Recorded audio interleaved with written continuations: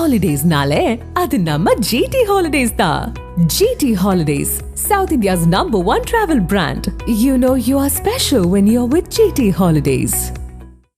Chennai Thiruvallikeni Victoria விடுதி அருகில் கழிவுநீர் குழாய் பணி அமைக்கும் பணிக்காக தோண்டப்பட்ட பள்ளம் பணி முடிந்தும் சரியாக மூடாமல் சென்றதால் பொதுமக்கள் மிகுந்த சிரமத்திற்கு உள்ளாகி வருகின்றனர்.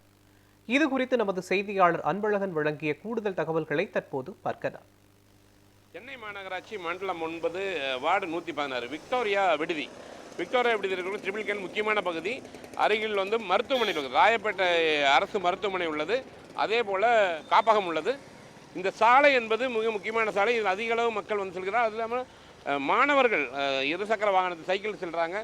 அதே போல் இருசக்கர வாகனம் செல்லும் மிகுந்த சிரமத்துக்குள்ளாக என்னன்னு பார்த்தீங்கன்னா, இந்த இடத்துல இந்த கழிவுநீருக்காக போடப்பட்ட அந்த சாலை சரியாக மூடப்படாததால் இந்த ஜல்லிகள், இந்த சிறு சிறு கற்கள், ஜல்லிக்கற்கள் அப்படியே இருப்பதால் பொதுமக்கள் மிகுந்த சிரமத்திற்குள்ளாகி வருவார்கள். ஏன்னா நடந்து போகிறவங்களுக்கு சிரமமாக இருக்குது.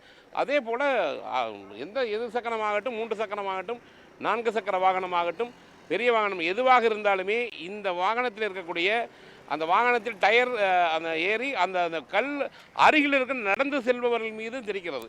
இது ஆபத்தான ஒரு பயணமாகத்தான் இந்த பகுதி மக்கள் எண்ணுகிறார்கள்.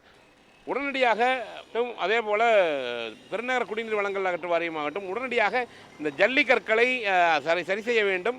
அப்பொழுதுதான் விபத்தில்லாமல் இந்த பகுதியில் மக்கள் நடந்து செல்வார்கள். ஒளிப்பதிவு கலையுடன் அன்பழகன்.